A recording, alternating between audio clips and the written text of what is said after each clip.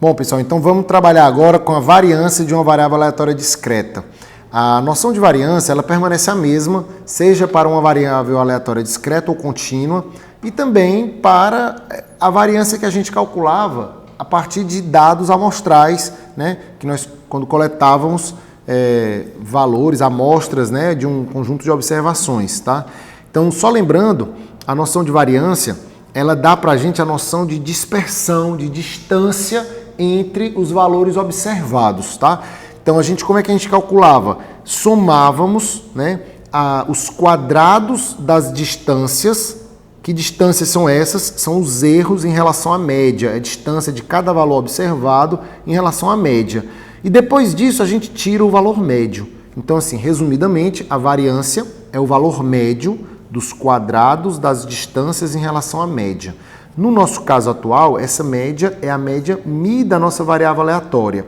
E as distâncias em relação à média, elas estão tomadas para os diversos valores possíveis da nossa variável. Cada valor possível da variável tem uma distância em relação à média, e são essas distâncias que a gente vai elevar ao quadrado, tá? E depois tomar o valor médio. Então, para começar, essas distâncias, elas vão ser a variável menos o valor médio da variável, tá? Isso aqui é o que eu estou chamando de erro, né?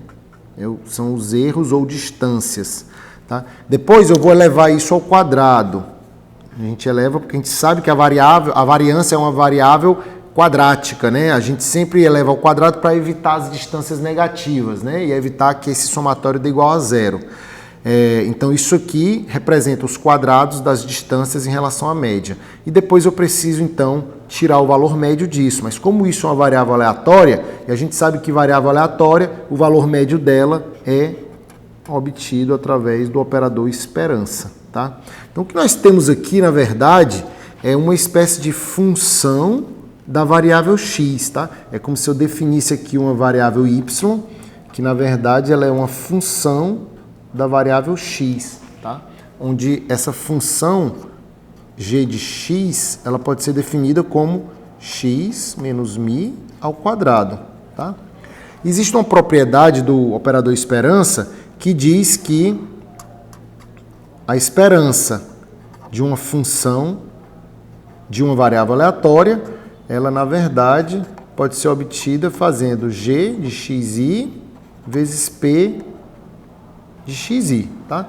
Então, ao invés de eu colocar aqui, ó, os y's, né, e depois multiplicar pelos p's de yi, tá? Como eu não preciso aqui calcular o p de yi, né, para que eu não precise calcular o p de yi, eu uso essa expressão diretamente, né? Eu acho, no lugar dos y's, os g's de xi e calculo só os p's de xi, né? Eu uso esse p de xi, que é uma informação que eu suponho conhecida.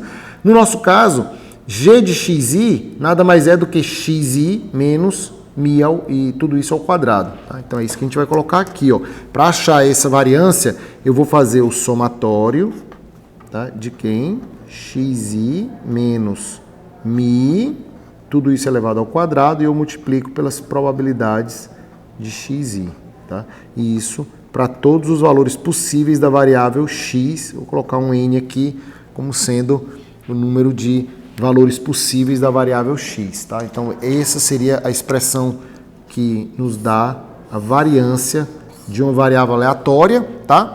E como exemplo, eu trago novamente, né, aquele exemplo que eu estou trazendo desde o início desse assunto de variáveis aleatórias, das 3 partidas de tênis. Essa é a distribuição de probabilidades, né? Nós já fizemos no exemplo anterior o valor médio, multiplicando xi vezes p de xi, obtivemos esses valores e a soma deu 1,8. O que nós vamos fazer agora é esse termo bem aqui, né? Vamos pegar cada valor, subtraio da média para achar o erro e elevo ao quadrado. Depois eu vou multiplicar tudo isso por cada p de xi correspondente, tá? Então, o primeiro xi é 0, menos o valor médio, que é 1,8, e aí eu elevo isso ao quadrado e multiplico pela probabilidade 0,064. Em seguida, eu tenho 1 menos o valor médio, que é 1,8, elevo ao quadrado e multiplico pela probabilidade, que é 0,288. Depois eu tenho 2, que eu vou subtrair, vou pegar a distância do 2 para 1,8, elevar ao quadrado e multiplico pela probabilidade do 2, que é 0,432.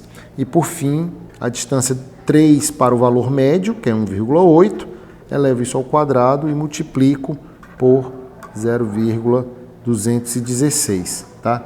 Aqui o que nós vamos ter vai ser 1,8 elevado ao quadrado, que vai dar 3,24 vezes 0,064. Bom, esse resultado é 0,20736. Desculpa. Em seguida, eu tenho 1 menos 1,8, vai dar menos 0,8, elevado ao quadrado, vai dar 0,64, vezes 0,288. 2 menos 1,8, agora eu já estou acima da média, né? O 0 e o 1 eram menores do que 1,8, né? Ao subtrair eu tinha um número negativo, que elevado ao quadrado ficava positivo. Agora no 2 eu já estou acima da média. 2 menos 1,8 já é 0,2 positivo. Elevado ao quadrado fica 0,04, que eu vou multiplicar pela probabilidade 0,432. E por fim, 3 menos 1,8 vai dar 1,2 positivo, que elevado ao quadrado vai dar 1,44 vezes 0,216,31104.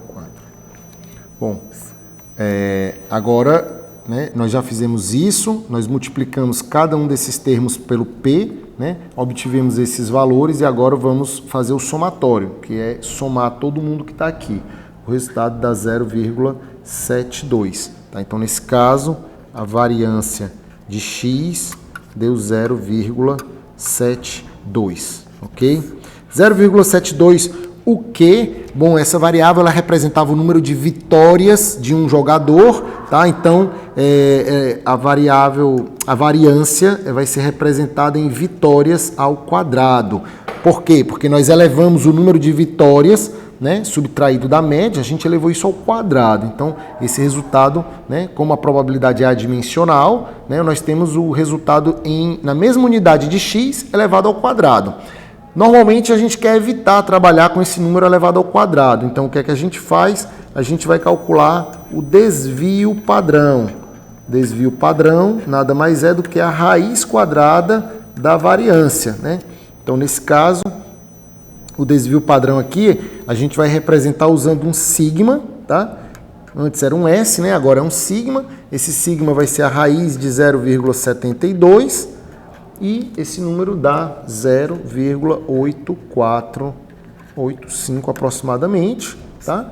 E ele deve ser interpretado, então, como uma distância média ou uma distância típica que a gente deve imaginar que o valor médio se encontra dos valores possíveis, tá? Então, dentro de uma distância de um desvio padrão em relação à média, para mais ou para menos, nós vamos encontrar a maior parte dos nossos resultados com maior probabilidade, tá? Como o desvio padrão assume essa letra sigma e que a variância, na verdade, eu obtive o desvio padrão tirando a raiz quadrada, né? Significa dizer que se eu elevar ao quadrado, eu volto a ter a variância. E aí, por isso, a gente também usa a letra sigma ao quadrado para representar a variância, ok? Então, é isso. Acho que, fora isso, tem algumas propriedades da variância que a gente poderia destacar rapidamente também, que são parecidas com a do valor médio, né? Então, só para fechar essas propriedades, eu tenho aqui, primeiro, a variância de uma constante, tá? Então, quando A é uma constante, ele simplesmente não varia, portanto, a variância dele é zero, tá? Segundo, quando eu multiplico uma constante por uma variável aleatória, tá? Então, eu tenho aqui uma variável aleatória multiplicada por uma constante, o resultado disso vai ser a constante elevada ao quadrado multiplicada pela variância de x, tá? Então, notem que antes, no operador esperança, eu conseguia tirar fator multiplicativo de dentro do operador, simplesmente colocando ele para fora. Agora eu preciso elevá-lo ao quadrado, tá? Tem uma outra propriedade que diz que ao somar, né? Então se eu tenho aqui uma variável x e somo uma constante a, esse resultado não altera a variância, então eu tenho a própria variância de x, tá? Então vejam que a variável varia, porém a constante não. Então ao somar, ao deslocar essa variável de uma constante, eu não estou alterando a variabilidade dela, ok? E por fim, quando eu junto essas duas coisas, eu posso dizer que uma variável que representa uma combinação linear de x e y, por exemplo, a, que é uma constante, vezes x, mais b, que é uma constante, vezes y, tá? A variância dessa combinação, ela pode ser dita que ela é igual a vezes a variância de x mais b ao quadrado, né? Sempre a ao quadrado vezes a variância de x, mais b ao quadrado vezes a variância de y, tá? Seria muito bonito se isso fosse sempre verdade. Infelizmente, isso não é sempre verdade. Normalmente, nós temos ainda um terceiro termo aqui que representa a covariância, a variância cruzada entre essas duas variáveis. Porém, em alguns casos, esse termo é zero e a gente vai poder dizer que isso aqui é verdade, quando é exatamente se x e y são variáveis aleatórias independentes. Então, quando por alguma razão as variáveis aleatórias envolvidas nesse problema são independentes, como é o caso dos problemas de amostragem aleatória, nós vamos ver mais para frente, então x e y, ou x1, x2, quantas forem as variáveis, elas podem satisfazer essa equação aqui, ok? É isso aí. Fica por aqui e a gente continua no próximo fazendo alguns exemplos. Um abraço, até mais.